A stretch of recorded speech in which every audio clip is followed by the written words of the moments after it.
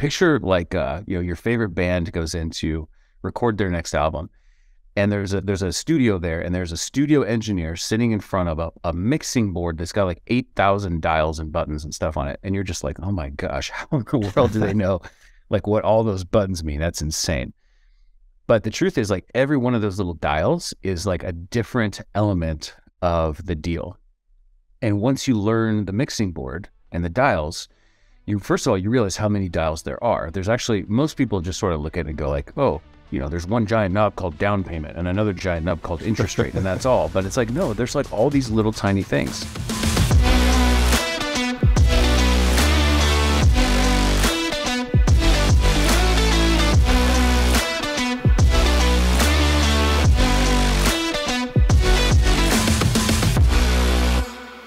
Welcome, everybody, to the Creative Cash Flow Show. I'm your host, Jesse Mills, where we bring you real estate secrets for achieving time and money freedom every week.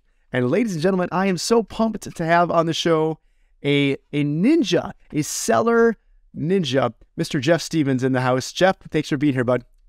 Yeah, thank you so much for having me. I don't think anybody's ever referred to me as a ninja before, so it's the first time. I think I like it. I'm gonna try it on while we have our conversation.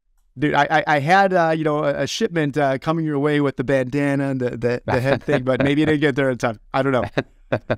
No, man. You know what? We talk about ninja tips and secret things, right? In fact, yes, one of my Facebook groups is Lease Option Secrets. So I like to give away secrets, and I'll tell you, Jeff, from just the conversations we've had and what I know about you even before you and I connected, right? It's always cool when someone's talking you up so highly, especially amazing people that you admire. Talking someone up and then you and I connect, right? It's like, wow, okay, you've got a lot of vast experience in this world that most people don't know or don't understand. And that's really, dealing with sellers, dealing with home sellers and investing. And you're one of the people that I'd put in the crew of the no bank crew, right? And in the world of real estate, you need money per se, but you also don't. It's kind of one of those fallacies where you just need to be able to get property, but people think you need the money, which i.e. I got to have a bank and a mortgage and a loan. And that's not really the world you're in, right? Right. Yeah.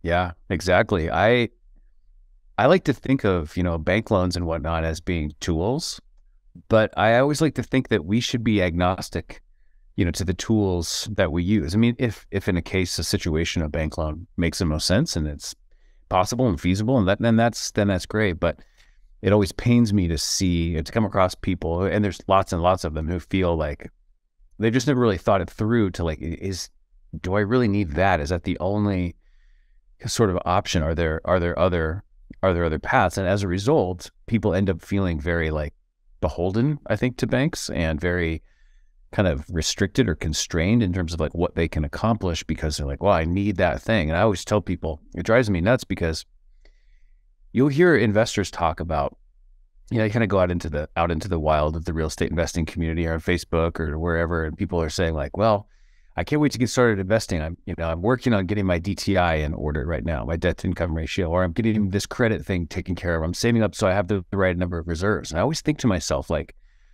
you're not really playing the real estate investing game. You're playing the make the bank happy game. And that always feels like the tail wagging the dog to me. Like, no, you are the dog. The loan is the tail. You should be wagging it, not the other way around.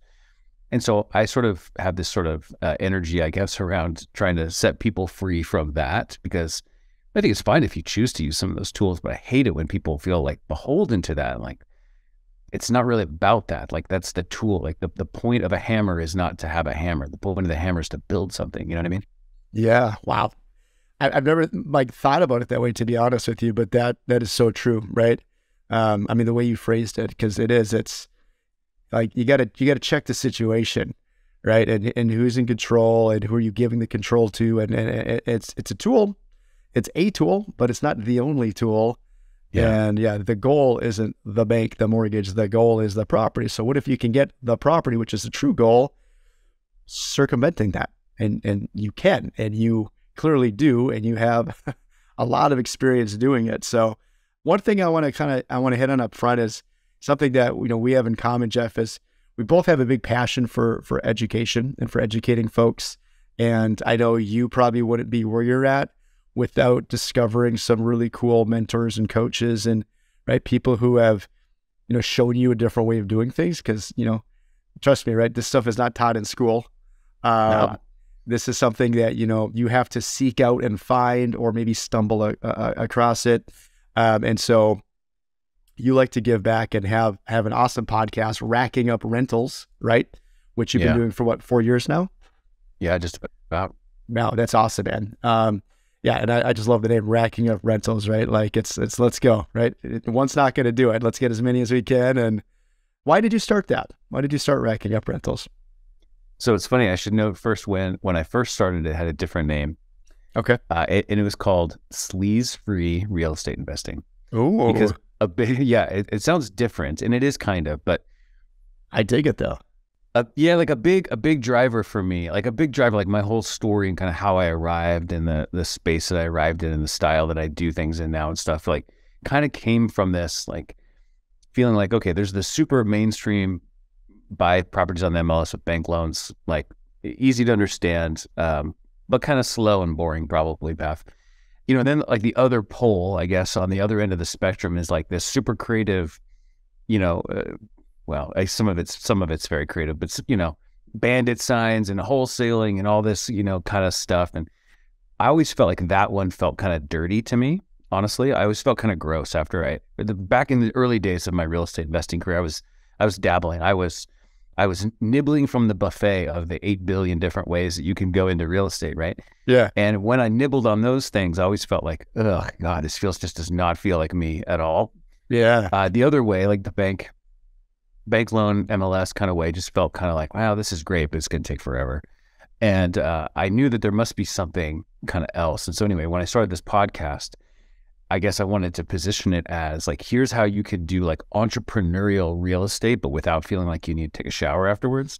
Because that's kind of how I felt. I mean, I remember conversations back in the nibbling days, with my wife, and we're like, oh, well, the new load of bandit signs just came in. And she's like, great, let's wait till after dark to go put those up because I'm freaking embarrassed of what we're doing here. And I was like, okay, maybe that's a sign that if it doesn't feel right to us, maybe it's not for us. Not that there's anything wrong with it, but it might not be right for us, Mm-hmm. Dude, number one, I love your terminology. We got nibbling and buffets and yeah, it's and shower. It's great. No, you make a really good point. I know you talk with a lot of new investors and seasoned investors, right? And I do as well. And one of the things I think most people don't really understand or think about is there's multiple ways to do real estate. I mean, there's many ways to do real estate, and everyone's got their opinion of why their way is the best way, right? But B, if you're not into something, you're not gonna do it, and you're not gonna do it well, right? Like I talk to people, and if you hate to use tools and can't pick up a hammer and don't know measuring, and that might be this guy, by the way, right? You shouldn't be a flipper. Right? You probably shouldn't flip houses.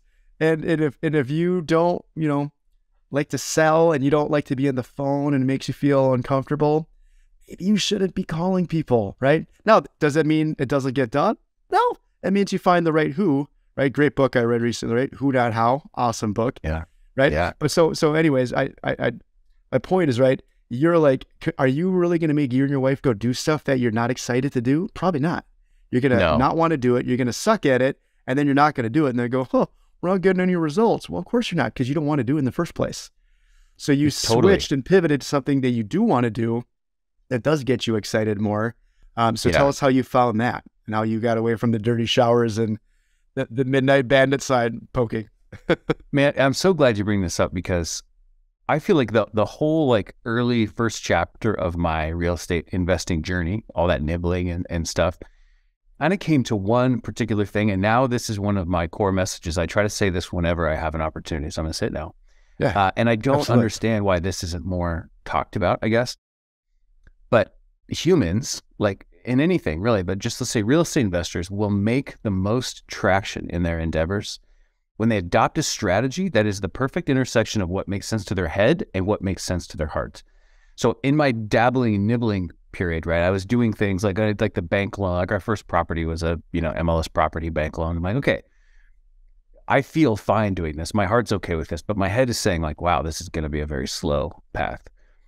Then when I learned about the bandit signs thing and wholesaling and all this other stuff like that, and just all the stuff that's sort of in that category, my head said, like, I can see why this makes sense, but it does not feel good to my heart. And it was only when I eventually, found a strategy through, our mutual mentor, Greg Pinio, that it really felt authentic to me. And it made a whole lot of sense in my head that's when like traction really, really started to happen. And so I wish more people would sort of be, who are trying to get into real estate would like be more aware of like, there's really two sides of this, like what makes sense to you. It's not that there's a right way and a wrong way to do it, but there is something that's going to make sense to your head, and there's something that's going to make sense to your heart. And when you find something that really works for both of those, that's when I think people are going to really kind of get ahead. Yeah, dude, yeah. That's so good. That's so good. Yeah, you got to have both, and you can trick yourself and you can fool yourself, but internally, you're just not going to do it. You're not going to want to go buy those bandit signs. You're not going to want to go out. You're going to push it off, and it's not going to happen, and you're going to feel sleazy if that's how you feel. Again, we're not saying there is anything sleazy about that, right? Granted, there's bad ways and good ways to do anything, and there's good people and bad people, right? But do what hits your head and your heart together, and then it's like, oh my God, you wake up on a Saturday morning and it's like, let's go, right? You're excited about it. And you're going to do it. And then you get results, which gets you excited to go do more. And it's a beautiful circle versus the circle going backwards, because you don't want to do it. Then you don't get results. Then you're frustrated. Then you're like, oh, I suck. And you're like, well, I suck because I don't do anything. I don't do anything because I don't want to do anything, because I need a shower. Yeah. And I think it's just to reflect on like the real estate investor's journey. I think during this, early part of one's journey, because the world of real estate investing is vast. Like you have to go down, like, I, in high school, had a job at a Chinese restaurant, and there was a buffet, like a lunch buffet. You have to go down and you have to sample all the different things to know what you're going to like. And so you have to, like, that might be reading 80 different books and listening to 26 different podcasts and watching all these different YouTube channels. But once you find something you like, this is what I think also is not talked about very often, in my opinion. Like, we like to keep learning, most of us. But there needs to be, I think, some kind of a switch where you go from like, okay, I filled up my first plate with like a little tiny dose of all these different things, to I'm going back to the Chinese buffet, and this is going to be one giant plate full of like sweet and sour chicken. Yeah, I'm only doing that, right? Stop listening to everything else. Stop doing everything, And I think that it's an interesting dichotomy. Like, you got to sample enough to know what is going to be at that intersection of head and heart. But then once you do, oh my gosh, double down on that. Stop listening to everything else. Like my other analogy for this is sort of like a church. Like, I was sort of seeking a church. And so I might go to this church one day and the next church the next day and the next church. But then once I sort of stepped into the church that I felt at home in, the one that Greg was leading, it was like, I have to stop going to all these other churches, because like, they're all right in their own way, but that's okay. I'm just going to dive deep into the philosophy, methodology, the membership, the people, the spirit of this church, and I've now found my people. So I think I hope more investors can sort of go along that journey and be okay with that. Dude, I so love that. I so love that. And we were actually talking about this on a coaching call that I was hosting and putting in a week or 2 weeks ago, right? But there's this point where it's like, okay, you hit everything at the buffet, and you love the wings, and you don't really like this stuff, right? The pork ain't your thing, but the wings, you love those. Double down on the wings, right? Like, that's it. And stop looking at everything else, because it is this horrible fallacy that is out there, that watching a bunch of YouTube videos and listening to podcasts, and don't get us wrong, we'd love for you to listen and watch, right? But if it takes you away from what you're doing and what you should be focusing on, it is not serving you. And guys, there's so much damn information out there. Information is not the problem. It is action.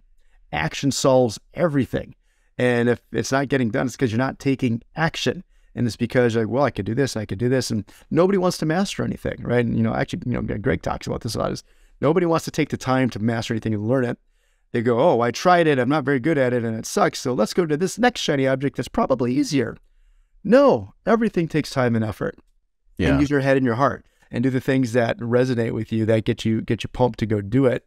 But yeah, once you hit it, man, I love it. Like, that is such a great message. And it's not talked about nearly enough. Like, okay, put on the dampers, put on the blinders, don't look at anything else.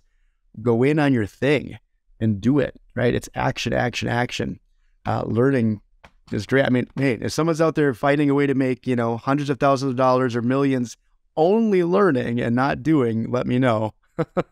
Right? But in my world, it's not how it works. That would be nice.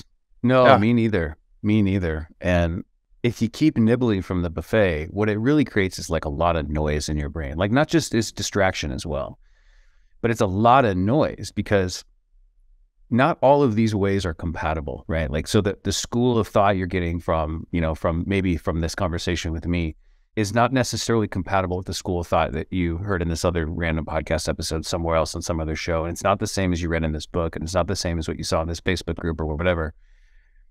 And if you're trying to listen to too many different things that are not compatible, the noise will kill you. You know, like, big on silly analogies, but I always think of it like I'm speaking to people in the key of C. Like, if you are also listening to someone who's speaking to you in the key of D minor, and then somebody else who's in the key of G sharp major, like, dude, your head is gonna explode. It's gonna sound like a cacophony of awful noise, because those things don't go together, and that's okay. So, but pick one key and sort of double down on that one. That's my belief anyway. Hey guys, Jesse here. Just jumping in real quick to remind you, if you haven't gone to newyeargoalplanner.com yet and downloaded your perfect New Year worksheet, go take a minute right now and get it done. Guys, you're not going to hit your goals unless you have them written down specifically and looking at them every day. And on top of that, you have to know what your time is worth, because every single minute of time, if it's being wasted unproductively, is money out the window. And guys, I want you to focus hard on your goals. So go to newyeargoalplanner.com, download my free sheet. It's free, I'm not selling you anything. I just want to give you the tool that I'm using to hit my goals in 2023. That's so good. That's so good, man. Yeah, I mean, we could do a whole episode just on this, honestly. And, you know, I mean, maybe we don't have to beat a dead horse either, but it's spot on, right? So go nibble at the buffet, and be a little bunny and hop around, and then see what you like and what you don't like. And if you don't like it, right, move on. There's more of the buffet. And if you like it, dig into it a little bit more and see more about it. And and then you can do a little more recon, but you got to take some freaking action, right? So absolutely, man. I love it. And speaking of, so you mentioned Facebook group, you've got an awesome Facebook group, right? Rental Portfolio Wealth Builders. Yeah. Right? Really awesome community, which again, love it. Love the name, Rental Portfolio Wealth Builders. And how long have you had that now? Oh, probably 2 or 3 years, probably. Okay. Yeah. Awesome. Yeah, it's great having a community, guys. And like, you know, I say this quite a bit on my shows, but your circle is so important in who you surround yourself with. And maybe it's not your immediate family that you see every day. Maybe it's not your immediate friend group. It's not your friends from high school and college. It's maybe not your coworkers at your job, right? But you can go to a community like a Facebook group or, you know, another platform, and you got to be around other folks who are doing the things you're doing and have the same goals and desires and struggles. And I think that's crucial. So I love that you put that together. Yeah. It's good. Yeah. Thank you. Yeah, man. Yeah, absolutely. So how did you decide what led to like, okay, we don't like this stuff. I don't like, you know, the bank stuff, cookie cutter, great, but it's going to take forever. And I understand that. And we don't want to do this stuff. Doesn't make me feel very good. So where did you start learning this, and what really clicked in your head where you're like, this is the path it hits my heart, it's my head, and, you know, financially is a path to freedom. Yeah. What was that? Well, in the early sort of part of my journey, one of the things I guess I discovered quickly is that I felt best when like the hard part for me was when I was just talking like to a regular person who was a seller. I mean, I felt, you know, I don't know, very arm's length and transactional if I was looking at listed properties and talking to a realtor about making an offer and stuff like that. But when I was sitting in someone's living room, I feel like, okay, now we're getting somewhere. This feels like me. It's actually good use of my talents because I feel like I can connect okay with people. They tend to feel comfortable around me. So like this is a strength. And I'm actually enjoying this process. But at first, was it like, were there more deals getting closed as a result of that? And at first the answer was no, not really, because the heart side felt right, but the head side, I hadn't figured that part out just yet. And this funny, this really came to a head once when just a short story where I had met this seller, developed great relationship with him. Seller financing seemed to make sense. And I made the proposal to him, and we couldn't kind of quite get there, but like relationally, we were on the same page. We couldn't quite get there, et cetera. And the deal died, and I didn't think about it again for, like let's say a year. And then I'm out with some peers, like actually a couple friends who did a real estate tour. I'm like, all right, well, come around with us. We'll spend the day. We'll have lunch, but we'll just show you all these deals we've done and kind of give you a little case study on each of these deals. The last case study of the day, they pull up in front of this guy's house, and I just can't believe it. Like my jaw like hits the floorboard of the van that we're all in. I'm like, this, Larry, this guy, like this is a deal you did. And they went in and they explained it, how it happened. And the truth was, like, I'm like, I think I'm a pretty smart guy. I am not following what in the heck he's talking about as he structured this deal and how they created a win out of it. I knew I was able to connect with Larry and develop a good relationship, but I didn't know how to structure the deal in a way that would work for Larry and would create the win for me. And this is a friend of mine named Mike. And I was sort of like, I was kind of shell-shocked. And I pulled him aside afterwards. I was like, Mike, I had this property in contract myself, and then it kind of fell apart because I couldn't figure out how to get it closed in a way that made sense. And he looked at me and he's like, Jeff, look, if you want to be as good at this as it seems like you do, then you need to connect with, and Greg Pena is who he referred me to. And when Awesome. I started learning that process, it was like, oh my gosh, my head was saying custom tailored deal structure involving often seller financing makes great sense to my head. This is what's going to get deals done. Custom tailored. Love it. Yeah, totally. There's Tailored. nothing cookie cutter about that. There's no bank fit in the box, blah, blah, blah. It's the opposite. Exactly. And that the relationship orientation approach to working with this person, that felt right. But the super cool thing was that the synergy between those, that like the seller financing was much more possible and better when I had a relationship. And the relationship was better when I was tailoring things for the seller. And I realized that this wasn't like two different topics. Like, oh, I find sellers off market and I do seller financing. Like, no, my goodness, this is a completely cohesive strategy where one feeds the other. And like, there's just a synergistic effect of a 1 + 1 = 3 here. Off market relationship based approach plus seller financing equals something much greater than the sum of those parts. And as soon as I got a taste of that, I thought, oh my gosh, this is what I want to be doing because it feels good. It's working. I'm buying properties I wouldn't be able to buy otherwise. No one's checking my DTI. No one's, credit score. This stuff like that barely ever even comes up. It was much more about like my entrepreneurship was my ceiling became simply it was self-imposed ceiling. There was no ceiling except for like how much mastery I was willing to work towards on that. And that felt really, really good. And I was addicted immediately. Dude, that is such a good story. I want to take so much out of that. So yeah, so the ceiling, right? I mean, there's lending rules, how many properties you can get per these people saying it, right?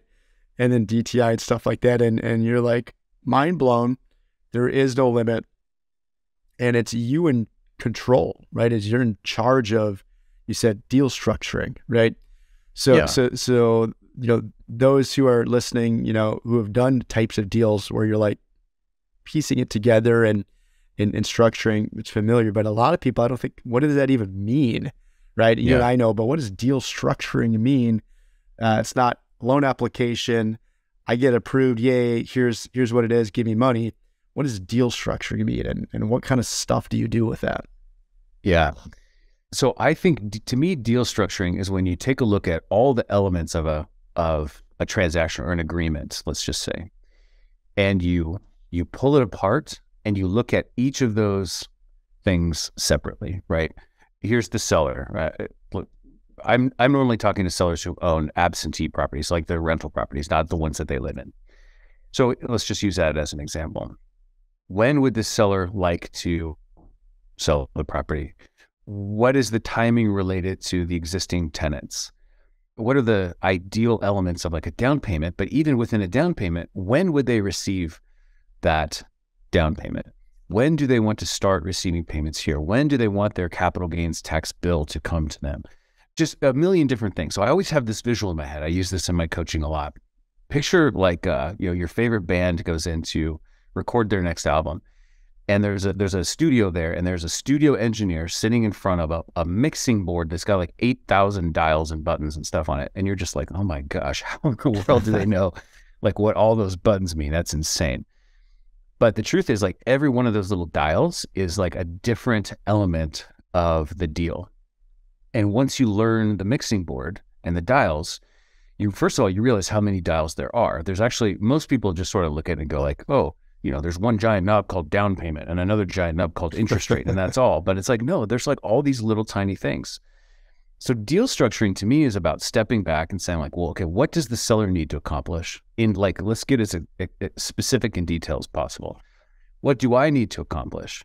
And then what is the unique twisting and adjusting and configuration of those dials that's going to get them what they need and what I need? Like, so just let me give you a very simple kind of example would be a seller who wants to sell their property for, imagine this, a little bit more than it's currently worth because it has potential for the rents to be higher, right? Yeah, what? I know, super bizarre, but yeah, no, the seller's like, my this house, should be $450,000, but it's, the rents are a little bit low, but you could bump them a couple $100, whatever. Mm-hmm.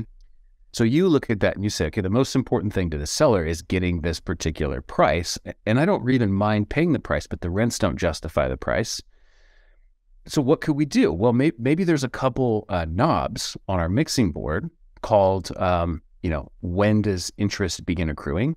When is the first payment? And is the interest rate the same the whole time, or does the interest rate change? And so maybe you look at that and you say, okay, seller, I'll happily overpay for your property. I don't disagree that it's worth that, but the rents are low. It's going to take me a little time to get the rents up.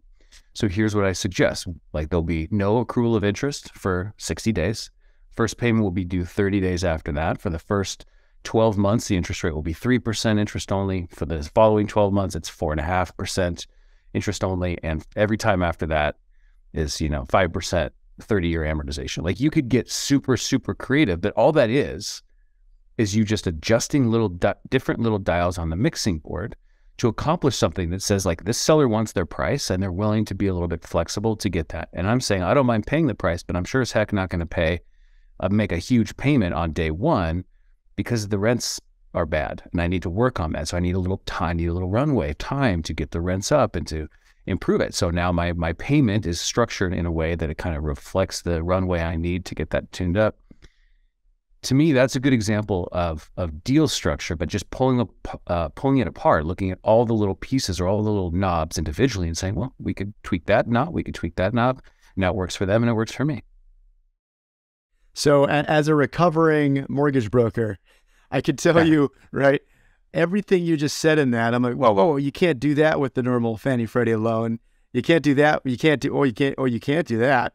You just whipped out like 4 or 5 things that nobody either tells you is even an option or the answer is no.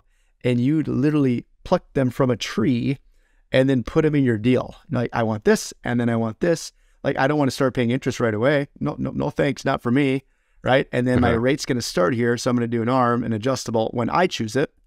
And then you're selling them on how you're solving their problem. Like, dude, you took 5 things and put it in a 1. Like, this is what I want. And you're the one creating it, and not even just creating what you want, but doing a fantastic job of explaining and selling it to the seller of why it makes sense, right? Which is huge. Yeah. That is creative deal making, right? Yeah, you're not asking, you're not seeing what your options are. You're making them the way you are. Yeah, absolutely. And you can see and crafting it to the seller, crafting it to their situation. Which exactly the next house you go see with the next person might be totally different, right? Exactly. And that's the point I wanted to reinforce is that, like I talked before about the synergy between relationship and like the seller financing side. As you can see, like you couldn't accomplish all that little twisting and tweaking of dials without the relationship. And Absolutely.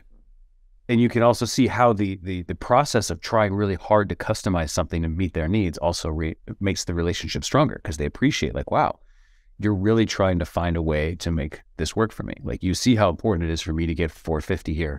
So you're figuring out any way that we can possibly get there. And so they're grateful for that. It's just it's like a snowballing kind of a thing, in my opinion.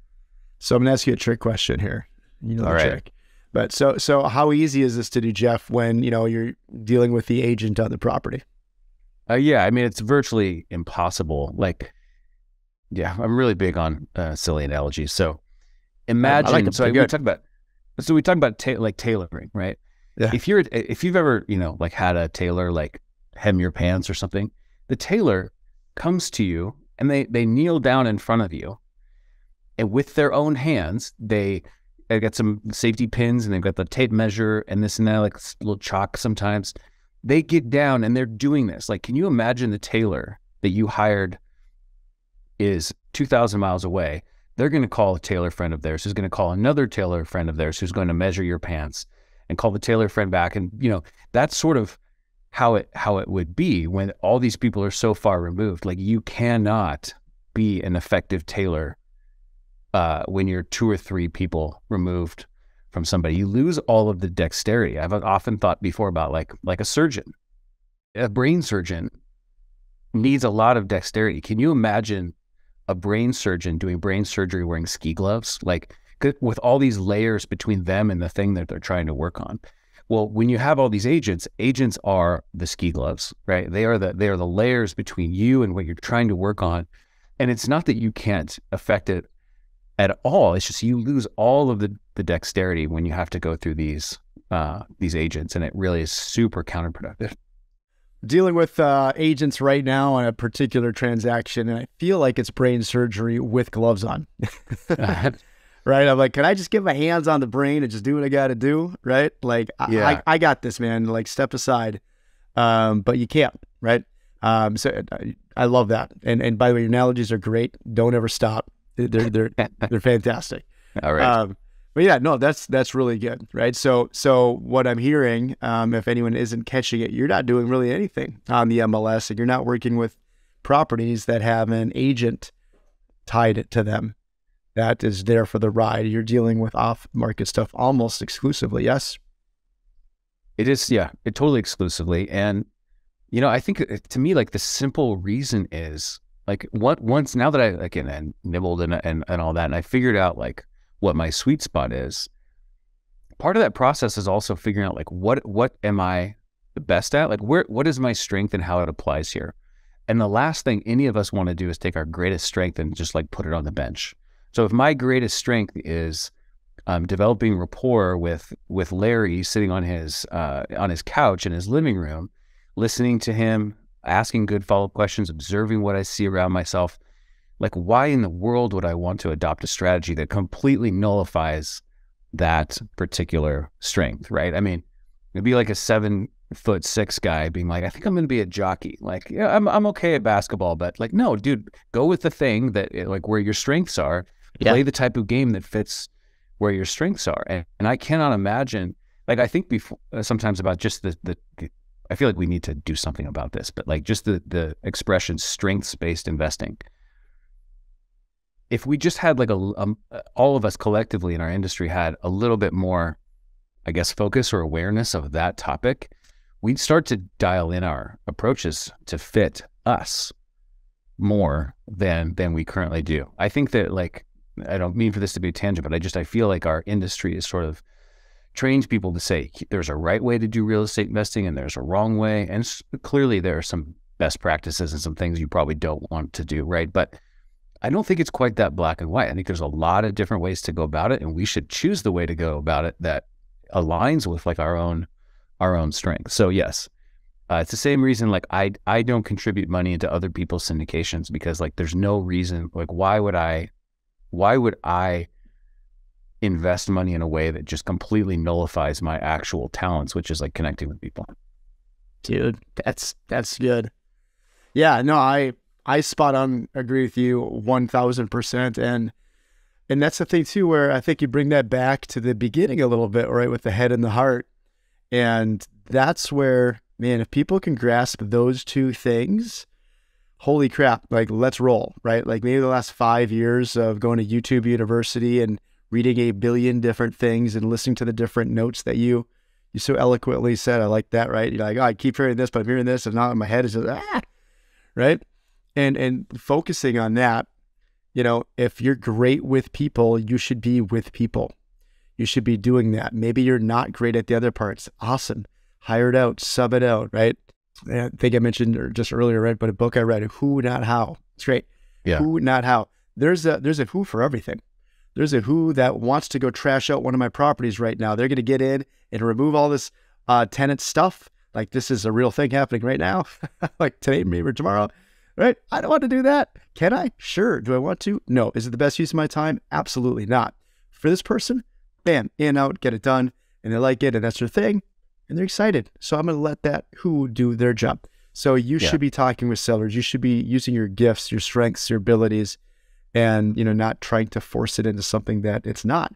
And, you know, that's the thing, right? That's the old conundrum. Work on your weaknesses or go with your strengths. And I think more successful, quote unquote, people, whatever you define success is, I would guess if you did a huge survey of that and people who are unsuccessful and hate their life, it's people trying to fix the things that they can't fix or shouldn't fix, or, right? Yeah. Lean into your strengths, right? Yeah. And find what works with that. Yeah, dude, that's awesome. Wow. So, okay. So you discovered like, this is the thing. I dig this. I'm good at this. Were you good at it right away? Was it a natural thing for you, or was it a little tough and tricky and you just got better by practicing, doing, studying? How did that go? I think the side of it about sitting down with people and connecting with them was natural. I feel like that's you anyways, right?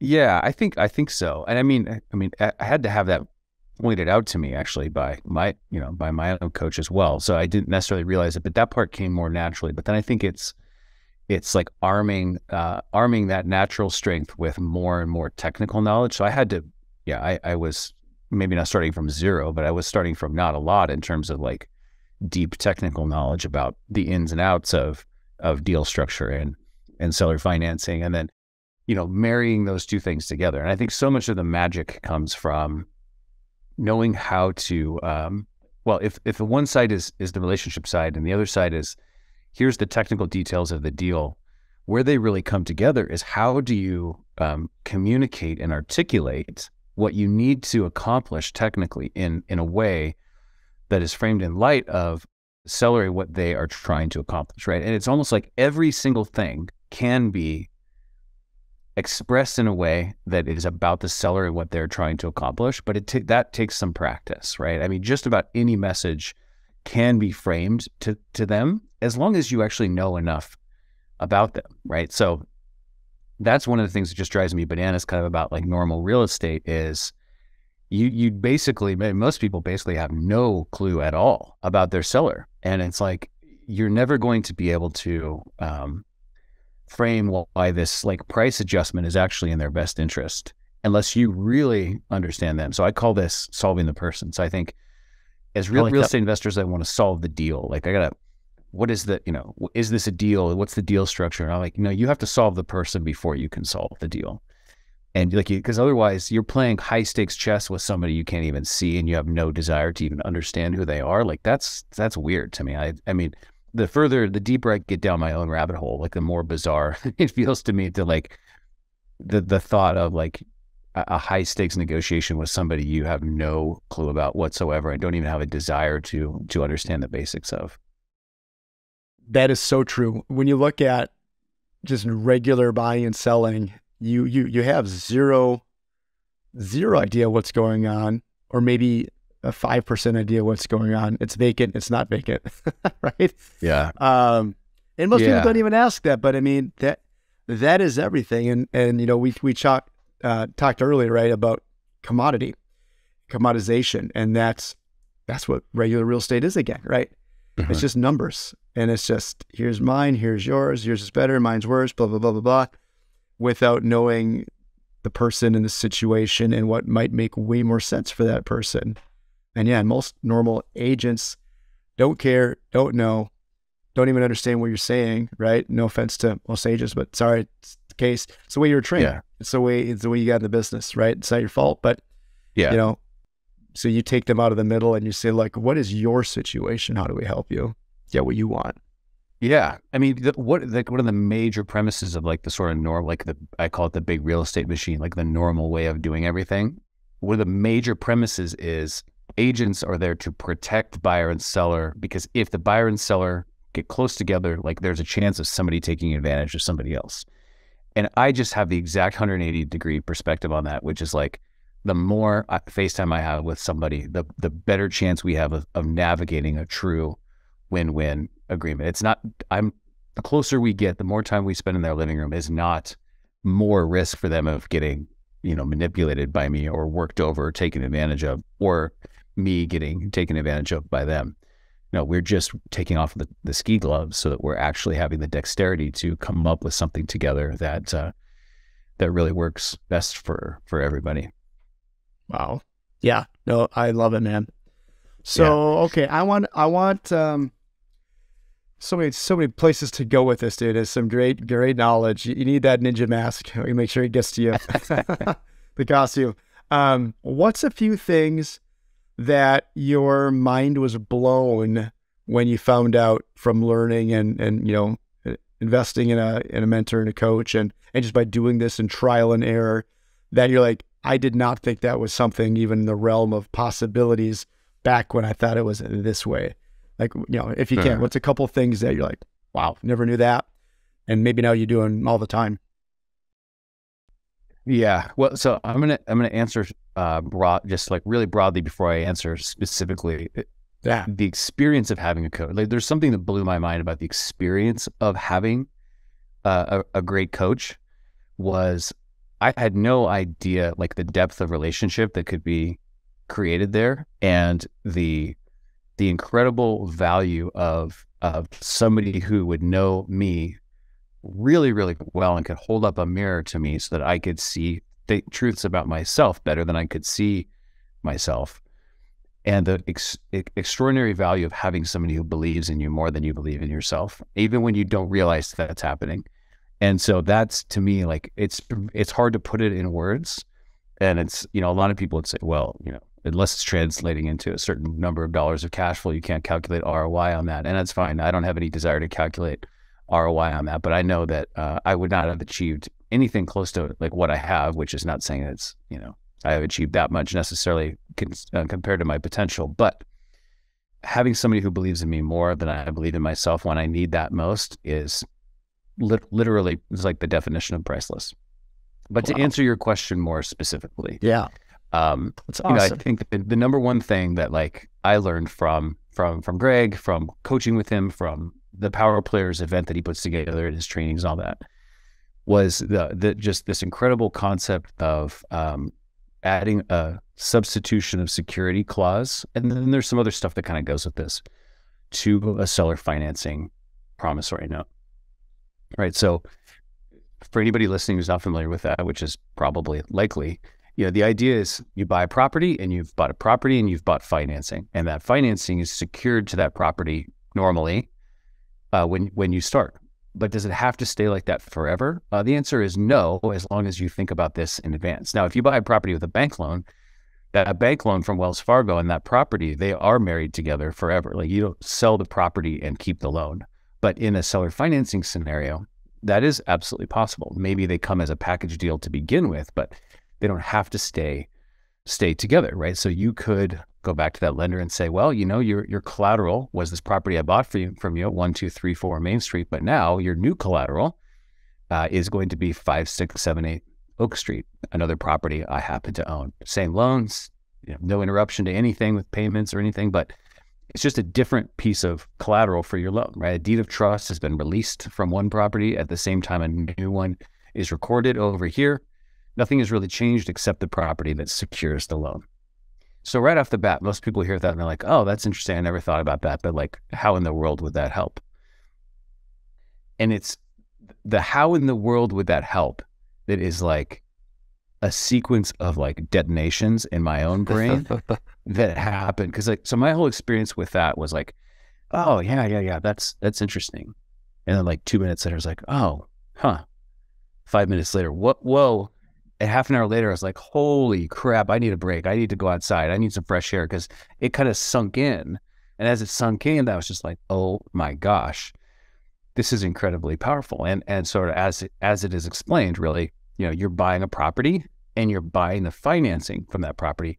These are two separate things that each have their own intrinsic value. And when you start to see them as that, it's not just the financing for this property. You've bought two things, both of which could be awesome, and you can use them in separate ways. Oh my gosh, it completely changes the game, to the point where like I literally frequently buy properties with this type of seller financing that I don't even want the property. I just want the financing. Like the best part of the whole deal is just this block of financing I bought. I don't even care about the property. So we'll move the debt within the portfolio. We'll give it new collateral. We'll just get rid of the property we bought. And it was a means of buying the debt, not really a means of buying the property. Does that make sense? Well, I know it makes sense to you, but yeah, I say, Jeff, you know what it does to me, because I've been to Power Players a couple of times now and listened to the wizardry of Mr. Pinio, who is amazing at this. But yeah, most people, I think their minds are blown. That's the thing, is like, you've got to hear this more than once. You've got to see this in action. Yeah. You've got to do it. But this is so contrary to the normal way of buying real estate and financing real estate. And I like that you're really drilling down on it's two things. It's two things. It's not just one, right? And why would you go this path or this path? And yeah, I mean, it literally, like, I love how the detonation, right? Because it's like, wait, hold on. What about this place? Oh, I should have done that. Or, oh, I could do this. And you just keep coming up with this stuff. So yeah, it is. And to me, like, that is the most satisfying thing in the world, is to have that like series of like detonation, like light bulb moments. Mm-hmm. And it's the most satisfying thing in the world to me as a coach, to help other people have those two. Because once you really start to embrace it or let it sink in, internalize it, maybe you'd say, it is, it is absolutely incredible. Dude, I love it. Yeah. Let's talk about that a little bit, before we wrap up, and with your coaching program. So what got you into that? And this crazy, I like to call it wizardry, right? Ninja stuff that people are like, what? I go to the bank and I got the loan on the loan side to the house. And then when that's gone. And right. Like you're blowing some minds right now. I guarantee you that's what you love and get excited to teach and explain and show. Yeah. Is that kind of, and really, I mean, you can tell how sincere you are about the seller and their situation, and right. The fact of, what you named the podcast to begin with, right? Like not being the sleazy guy, the doing things the right way. And, I dig it. So, right. The thoughtful real estate entrepreneur, that's your thing. The thoughtful real estate entrepreneur. Yeah.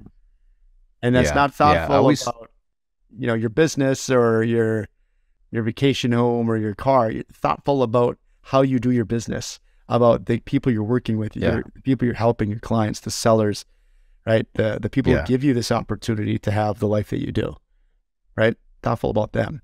Yeah, exactly. Yeah, I called it that, thoughtful real estate entrepreneur, just because I always felt like when someone would refer to me as thoughtful, either to my face or I would hear about it, like that always seemed like the greatest compliment. It was the compliment I took the most pride in, I should say. And so that's why I called it the thoughtful real estate entrepreneur. But I think it does mean two things. One is you're being thoughtful in your relational approach to working with sellers. Mm-hmm. And then also you're being thoughtful in just considering that maybe there are other ways that things get done. Like to me, somebody who's thoughtful is open to the idea of these different financing structures, like we kind of just talked about, the substitution of security concept. They're thoughtful enough to realize that it might take them a while to fully understand how this could be such a powerful tool. And so to me, that's kind of what yeah, what it means. But I would say I got into coaching for two reasons. I mean, and they're both pretty simple. One is I just knew firsthand what an insanely incredible and valuable experience it can be to have a great coach who's the right coach for you. And not just like a generic great coach, but like the right person for you. I was a product of that.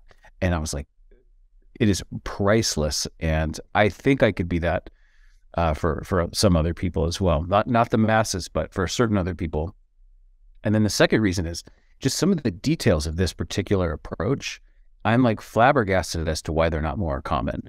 Like, it's like, why don't more people know about kind of just like the general idea of sitting down in a seller's living room and developing a relationship with them without seeking like to tie up a deal at 70 cents on the dollar that day?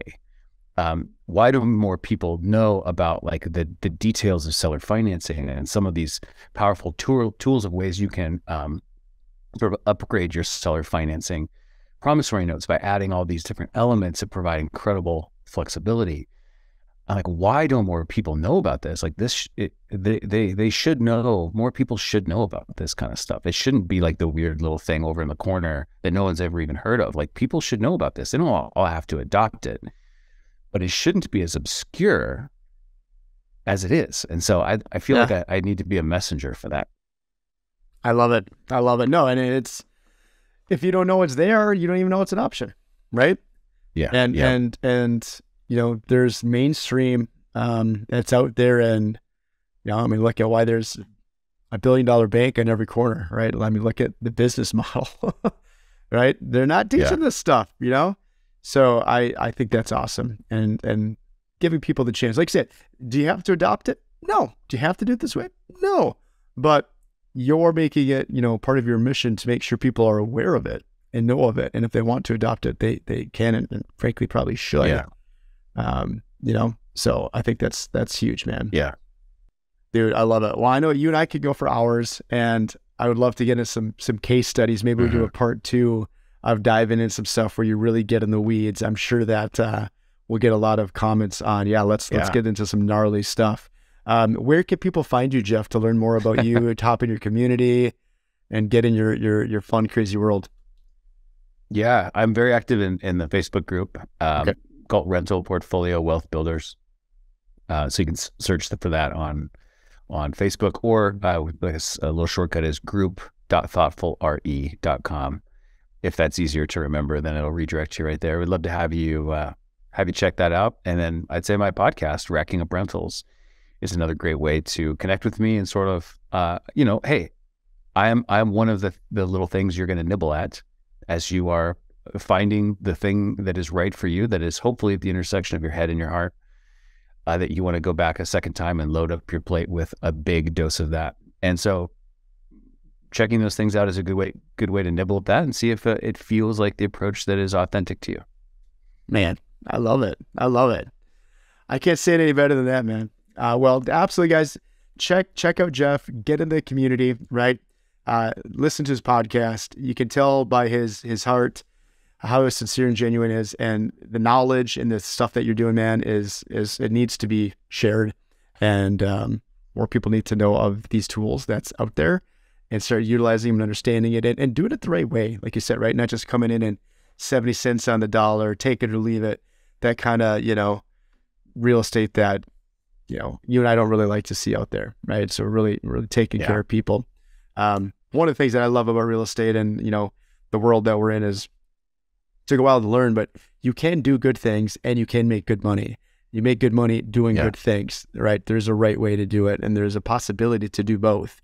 It can help a lot of people, and you can be rewarded in many different ways for it if you do it, you know, the right way. So, awesome, man. Jeff, thanks for being on here, bro. I appreciate it so much. Yeah, thank you. Thank you for the opportunity. I really appreciate it. Yeah, absolutely. We will talk with you soon, man. Thank you.